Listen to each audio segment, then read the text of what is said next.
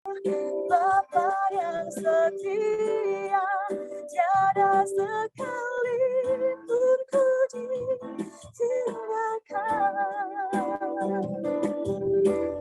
Penghiburan yang ku rindukan,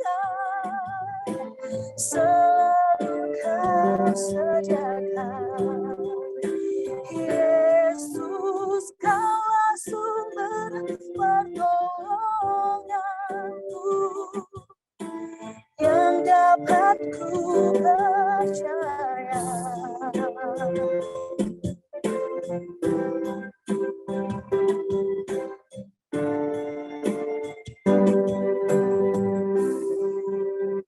Tuhan memberkati Bapak Ibu.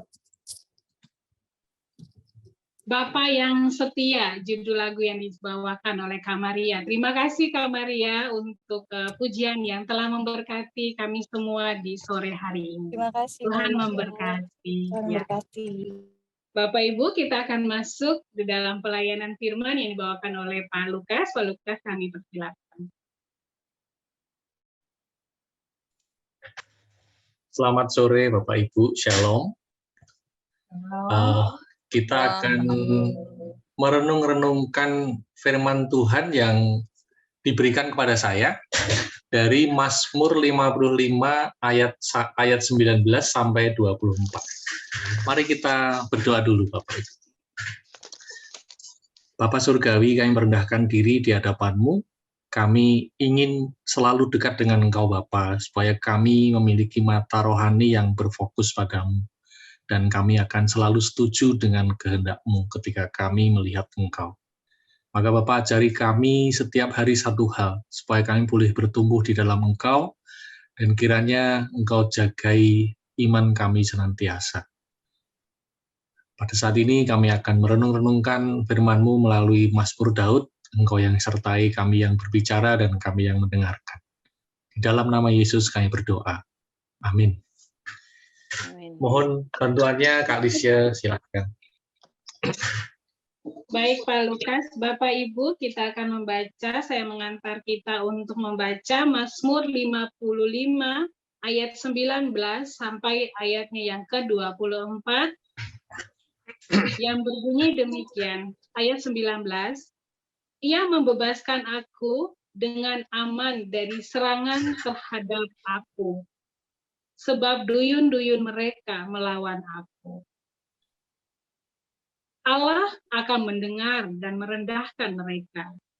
Dia yang bersemayam sejak purbakala.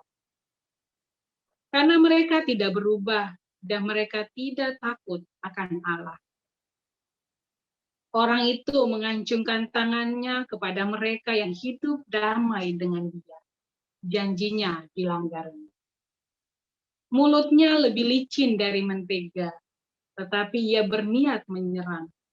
Perkataannya lebih lembut dari minyak, tetapi semuanya adalah pedang terhunus. Serahkanlah khawatirmu kepada Tuhan, maka Ia akan memelihara engkau. Tidak untuk selama-lamanya dibiarkannya orang benar itu goyah. Tetapi engkau, ya Allah, akan menjerumuskan mereka ke lubang sumur yang dalam. Orang yang menumpah darah dan penipu tidak akan mencapai setengah umurnya. Tetapi aku ini percaya kepadamu. Demikianlah sabda Tuhan. Terima kasih Kak Lisya. Mungkin Bapak Ibu beberapa kali kita mendengar konflik antara orang tua dan anak yang bahkan mendengarnya pun itu kita kadang tidak nyaman. Saya pernah baca berita itu satu orang pejabat sekda di Aceh, inisialnya AH, pendidikannya S3, menuntut ibunya yang tinggal di rumah almarhum bapaknya, yang ditinggali juga bersama 10 adik-adiknya, dan dituntut untuk bisa menguasai rumah dan pekarangan itu. Cukup luas, 900 meter persegi. Rumahnya juga tingkat 3. Ia mengaku dan mengklaim bahwa dialah yang paling disayang almarhum ayahnya. Padahal dia sudah punya jabatan tinggi. Dia juga menggugat 700 juta sebagai pengganti kerugian material, dianggap sewa rumah, dan imaterial. Nah, kisah-kisah seperti ini tidak selalu mudah kita cerna, Bapak Ibu. Tapi kita harus tahu juga bahwa potensi konflik antara anak dan orang tua itu memang bisa ada. Orang tua tentu akan menyekolahkan anaknya sebagai pendidikan formal misalnya, tapi kan dia juga harus mendidik anaknya dalam hal iman, dalam hal agama, atau dalam hal budi pekerti, dan seterusnya. Kita juga sebagai orang tua, kalau yang punya anak, itu kita mencurahkan kasih sayang dan memberi sebanyak-banyaknya untuk anak. Bahkan kita tuh kadang lebih baik tidak punya apa-apa asal anak bisa sukses. Tetapi kita juga harus sekaligus cerdik untuk tidak membahayakan diri kita sendiri. Nah, bisa dibayangkan betapa galaunya orang tua yang menghadapi tuntutan anaknya yang dibantu oleh pengacara itu. Bukan sekedar takut kalah, tapi kadang juga takut membalas anaknya, karena lawannya ini anaknya sendiri. Orang tua menyebut anaknya durhaka, itu saja mungkin tidak keluar dari mulutnya, karena anaknya sendiri, tidak sampai hati. Mungkin dia akan lebih banyak diam, menahan diri karena bingung, sedih, marah, buntu, frustrasi, dan seterusnya. Nah, jika Bapak Ibu membaca seluruh Mazmur 55, bukan hanya 19-24, tetapi dari ayat 1, itu sebenarnya kisah inilah yang terjadi antara Daud dan anaknya, Absalom. Nah, waktu itu Daud menghadapi pemberontakan Absalom yang dibantu oleh Ahitofel. Ahitofel itu dulu penasihatnya Daud, tapi sekarang membelot ke Absalom. Daud menangis saja dengan kisah hidupnya yang begitu sedih itu. Dia menangisi lelakon atau kisah hidupnya. Pikirannya berkecamuk seperti tertulis di Mazmur 55 itu. Seluruh kisah tentang Daud dan Absalom bisa Bapak Ibu baca nanti kalau sedang santai, itu di 2 Samuel 15-17. Nah, kalau kita lihat di Mazmur 55 itu juga kita bisa melihat bahwa Daud itu tidak menyebut Absalom di sana.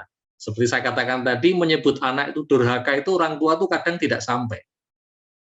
Nah, Daud lebih banyak menyebut tentang keculasan Ahitofel di sana. Kalau Mazmur 55 ayat 13-15 ini saya bacakan. Kalau musuhku yang mencela aku masih dapat menanggungnya.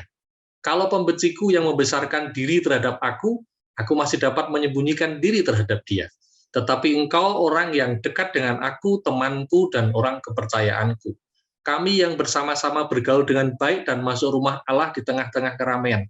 Ini menunjuk pada Ahitofel, bukan pada Absalom. Jadi kita bisa lihat bahwa Daud itu seakan-akan tidak ingin membahas konfliknya dengan Absalom. Dia lebih banyak ngomong tentang Ahitofel, padahal sebenarnya dalamnya Absalom. Nah, dalam kegalauannya itu, dia melarikan diri dari Yerusalem, yaitu ketika Absalom masuk ke Yerusalem dari Hebron menuju Yerusalem, itu Daud melarikan diri dari Yerusalem. Dia harus lapar, haus, mencari tempat berteduh, dia lelah, dihina, bahkan dilempari batu oleh Simei. Simei itu dulu tentaranya Saul, dia masih dendam, dan semuanya diterima begitu saja, dan dia tidak pernah menyalahkan Tuhan.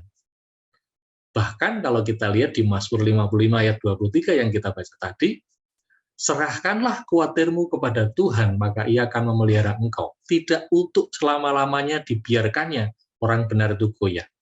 Ayat ini berbeda nadanya dengan ayat-ayat sebelumnya atau ayat-ayat sesudahnya. Jadi ini seakan-akan dia tuh sedang memerintah dirinya sendiri untuk menyerahkan kekhawatiran dirinya sendiri itu di dalam tangan Tuhan. Dia menenangkan dirinya dengan melatih pikirannya secara benar, yaitu bersandar pada Tuhan. Memang kebiasaan Daud kan seperti itu, bersandar pada Tuhan, sampai-sampai dia disebut a man after God's heart, seorang yang berkenan kepada Tuhan. Pada waktu dipilih Tuhan menjadi raja menggantikan Saul di 1 Samuel itu kan dia dibilang tentang dia itu dikatakan Tuhan telah memilih seorang yang berkenan di hatinya dan Tuhan telah menunjuk dia menjadi raja atas umatnya.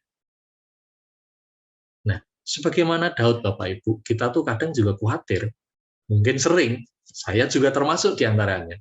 Istilah lainnya kan takut atau cemas. Ini masalah semua manusia.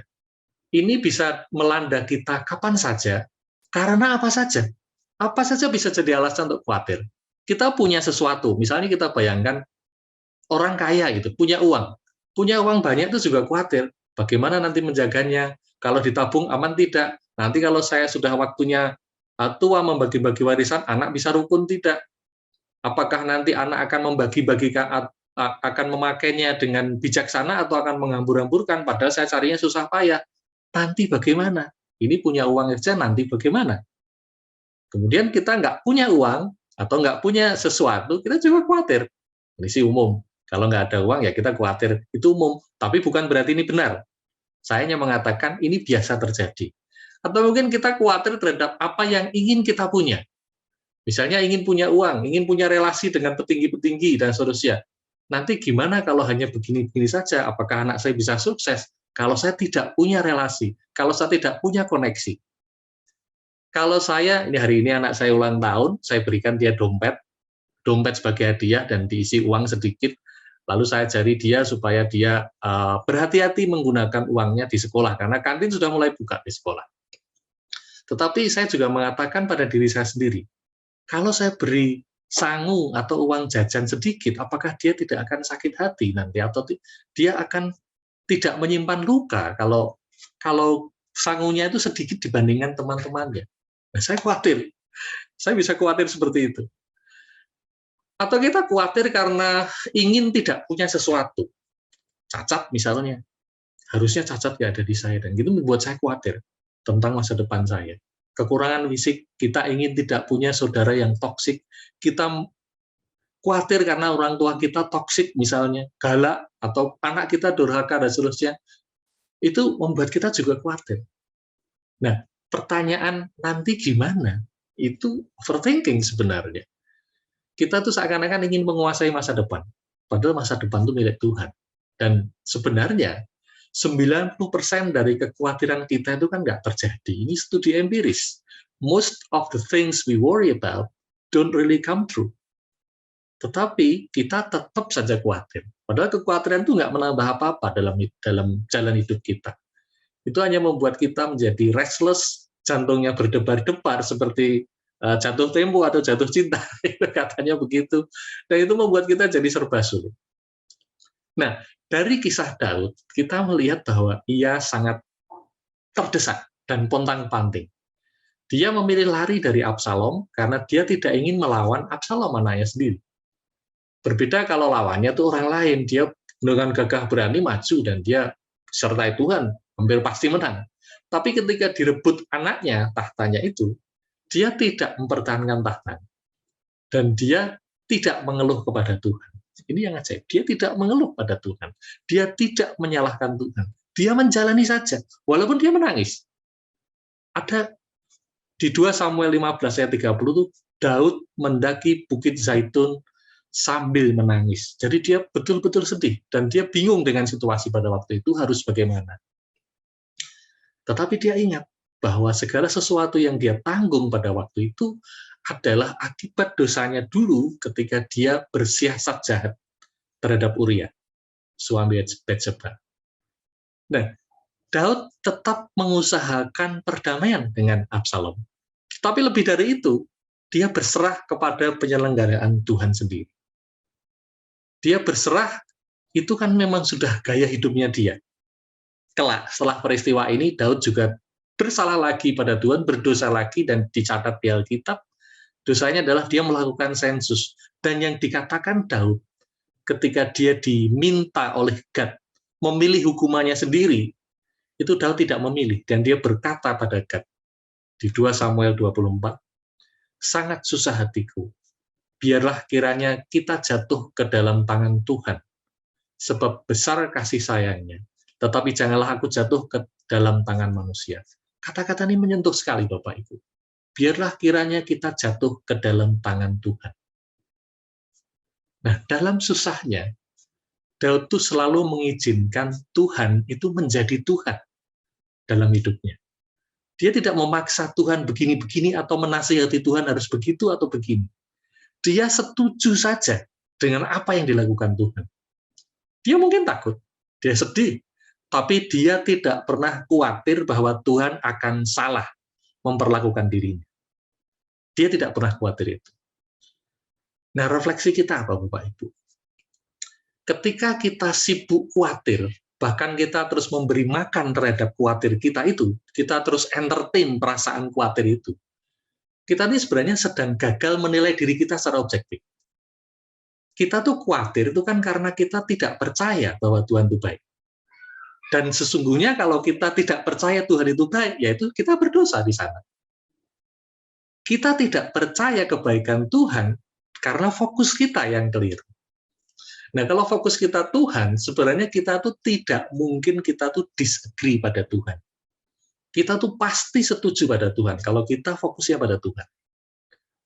Kita tidak akan bisa meragukan Tuhan itu baik. Berpikir bahwa Tuhan tidak baik pun tidak bisa. Karena apa?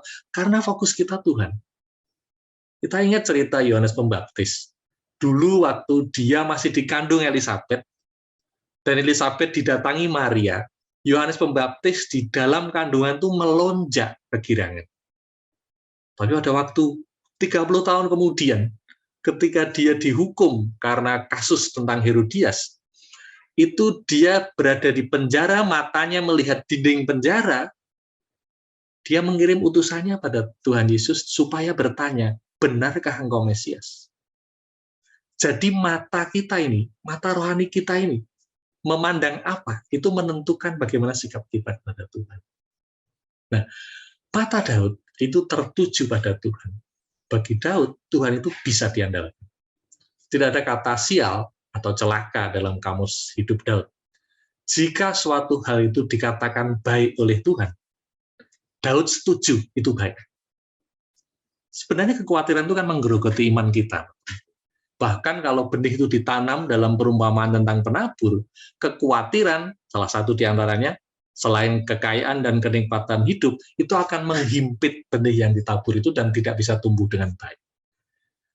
Alkitab itu mengingatkan kita ratusan kali agar kita tidak khawatir dan tidak takut. Tuhan tahu iman kita mudah tergoncang. Kalau kita baca tadi kan, serahkanlah khawatirmu kepada Tuhan. Artinya memang kita tuh punya khawatir, tapi kita serahkan pada Tuhan. Kita diajak untuk percaya pada penyelenggaraan Tuhan. Toh sebenarnya kan kita tahu bahwa Tuhan tuh nggak pernah mengecewakan kita. Apalagi Bapak Ibu yang sudah lebih senior dari saya, tentu lebih banyak makan asam garam. Slogan bahwa Tuhan tidak pernah mengecewakan kita, itu kan terbukti bukan slogan kosong.